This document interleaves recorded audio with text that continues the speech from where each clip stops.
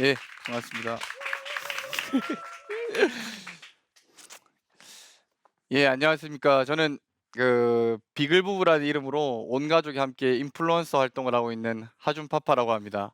저는 오늘 강연을 하러 나올 때 도대체 내가 어떤 말을 해줘야 될까? 왜냐면 제가 딱히 뭔가 메시지를 드리려 그러니까 제가 감히 드릴 수 있는 메시지가 말이 없더라고요. 그래서 오늘 강연을 제게 아들이 두 명 있거든요. 그래서 제가 두 아이에게 언젠가는 이 영상을 볼 테니까 그 아이에게 남기고 싶은 영상이라는 생각으로 이 강연을 준비했습니다.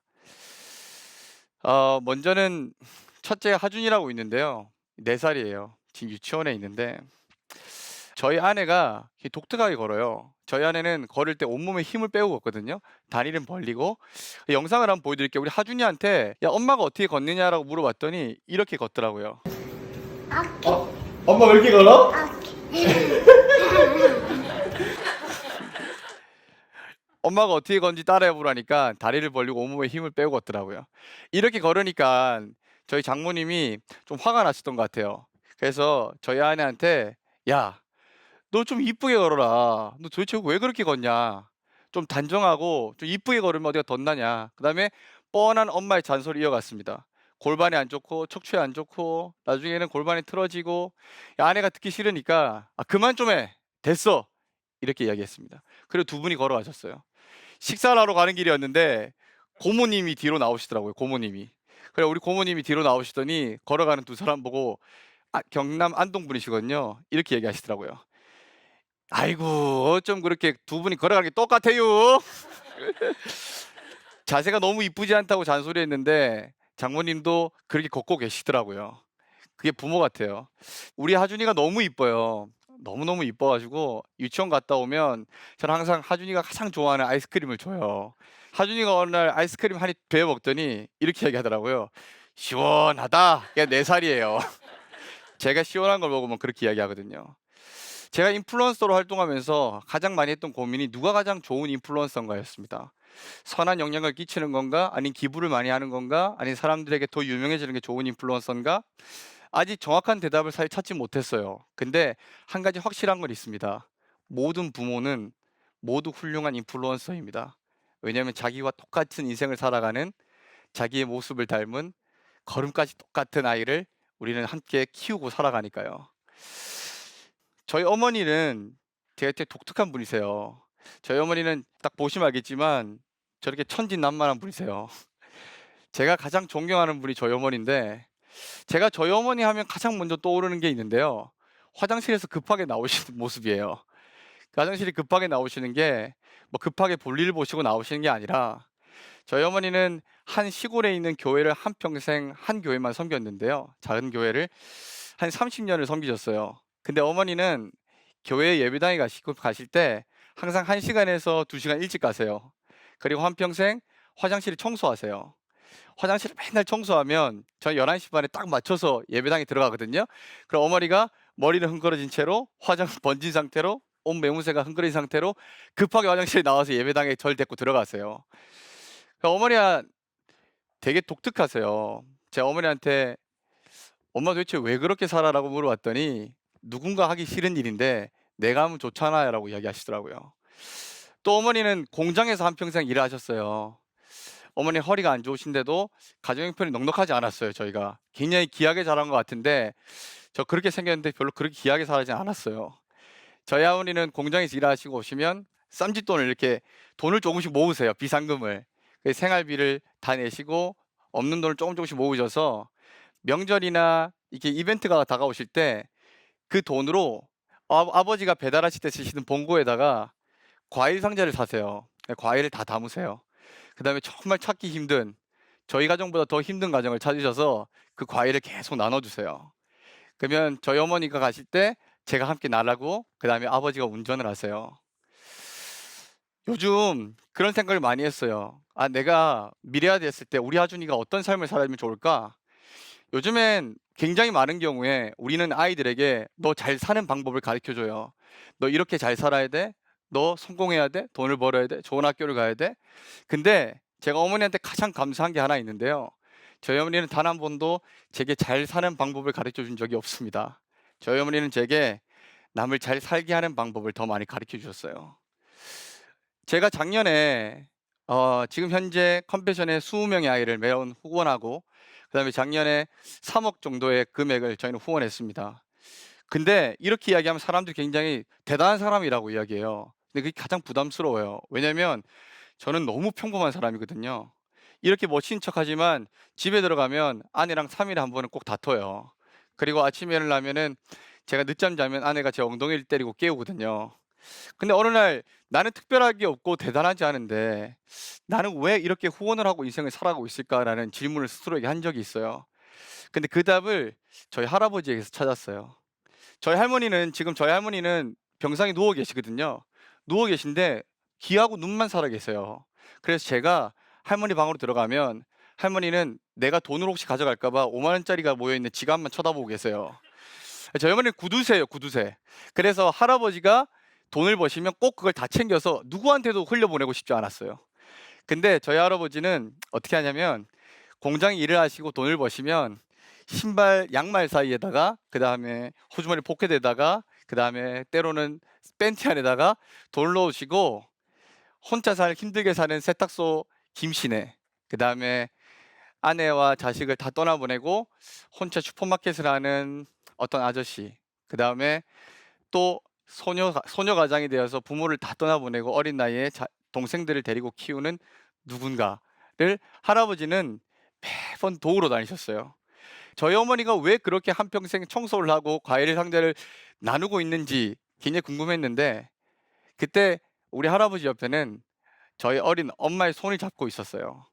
아무것도 모른 것처럼 보이는 순수한 어린 시골 소녀는 자기가 기름때 묻은 아버지의 손을 잡고 여기저기 돌아다니면서 물건을 나눠주고 또 누군가를 베푸는 삶을 눈으로 봐왔던 거예요.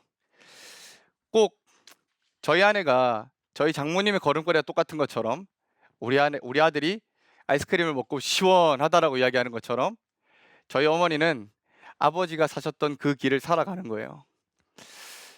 저는 하준이에게 꼭 시간이 지나서 이 영상을 보면 이렇게 이야기해 주고 싶어요. 아빠는 너가 잘 사는 것보다 누군가를 잘 살게 만들어주는 삶을 살았으면 좋겠다라고. 그게 아빠를 가장 기쁘게 할 것 같다고. 그래서 나는 너가 어떤 누구를 닮기보다 내가 가장 사랑하는 우리 엄마, 너의 할머니를 닮았으면 좋겠다고. 그러면 아버지의 인생이 너를 바라볼 때 가장 행복할 것 같다고 이야기해 주고 싶습니다. 둘째 아들에게 써주고 싶은 편지가 있는데요. 저희 둘째 아들은 한 달 전에 하늘나라를 먼저 갔어요. 뭐가 그렇게 급했는지 먼저 갔어요. 근데 제가 이제 아이가 이제 심폐소생술 끝내고 이제 숨을 걷어갈 때 이제 의사 선생님이 마지막 인사를 제게 시켰습니다. 그리고 아들에게 제가 가서 손을 잡았어요. 근데 손이 너무 차갑더라고요. 너무 힘들었어요. 그래서 손을 잡고 저 아들에게 이렇게 얘기했습니다. 아빠가 너의 희생이 너의 죽음이 그냥 죽음이 아닌 희생이었다는 것을 반드시 증명시켜 줄게. 너가 그냥 왔다 간 것이 아니라 너는 반드시 너의 사명을 끝냈다라는 것을 아버지의 인생을 통해서 반드시 보여줄게. 성경에는 다윗이라는 인물이 있어요. 근데 장례식장에 혼자 앉아서 너무 힘들어서 성경을 펼쳤는데 저와 같은 아픔을 겪었던 한 성경의 인물이 있더라고요. 다윗입니다. 다윗이 어느 날 자기의 죄 때문에 자기의 사랑하는 아이를 잃습니다.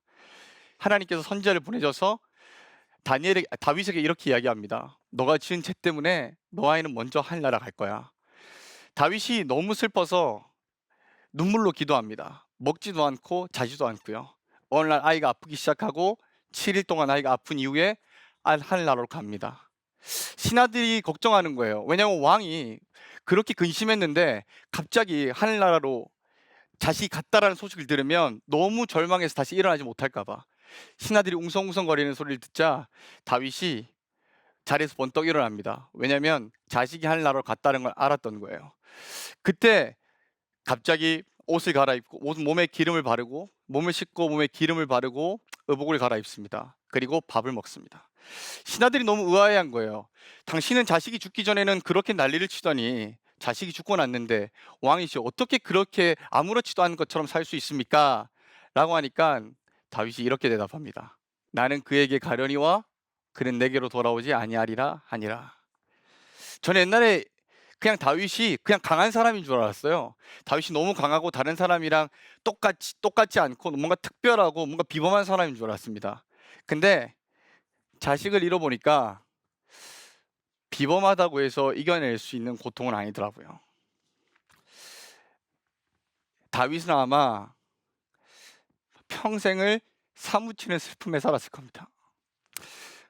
다윗은 슬픔에 때로는 무릎이 까질 때까지 기어다니면서 울었을 겁니다. 근데 다윗은 오늘 이렇게 이야기하고 있습니다. 걔는 내게 못 오는데 나는 반드시 걔에게 갈 거야. 나는 걔 갈 수 있으니까. 여러분, 저는 컴패션을 통해서 아이를 돕고 있습니다. 수명의 아이를 돕고 있는데요. 저는 오늘 이 자리에 서서 이준이에게 이렇게 이야기하고 싶습니다. 아빠 잘 살고 있다고. 아빠가 슬픔을 딛고 일어나서 많은 사람들을 살리자라고 이야기하고 있다라고. 저는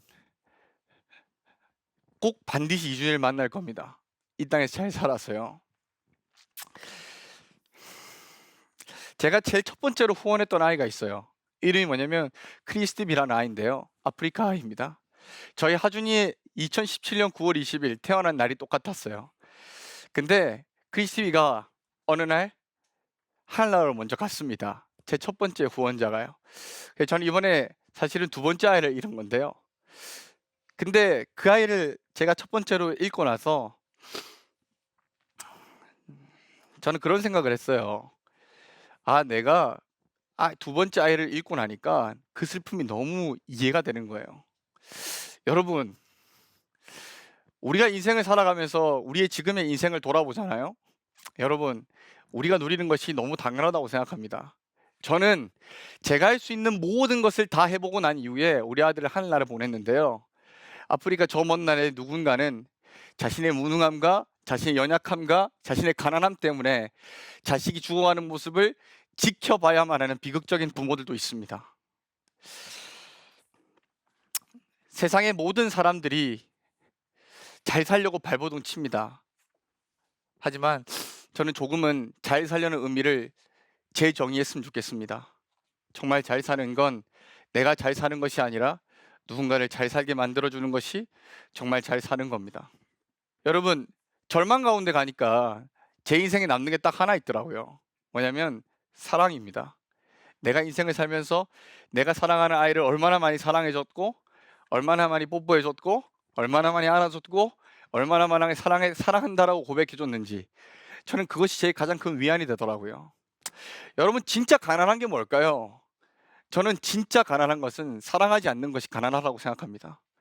여러분, 저희 어머니는 화장실에서 청소하고 한평생 가난하게 인생을 사셨지만 지금 돌아보니 인생에서 가장 부유한 사람이었습니다. 저희 어머니는 제가 아는 가장 부자입니다. 저는 컴패션을 통해서 부자로 살아갈 겁니다.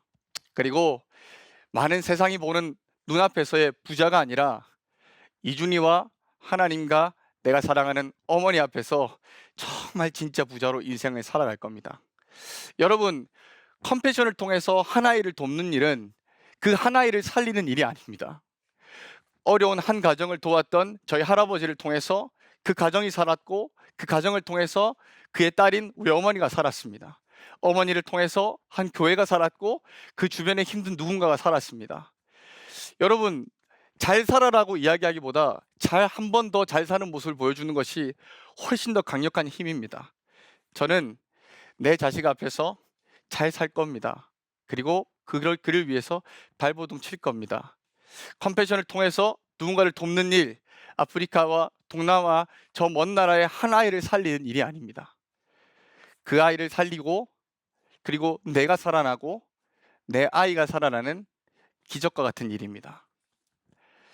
사람을 살리는 일이 아니라 세상을 살리는 일, 그 일에 여러분도 동참하셔서 여러분이 누리지 못했던 나눔을 통한 가장 큰 기쁨을 누리며 시간이 지나서 자식에게 아빠도 엄마도 꽤 잘 살았다라고 이야기할 수 있는 우리 모두가 되면 정말 좋겠습니다.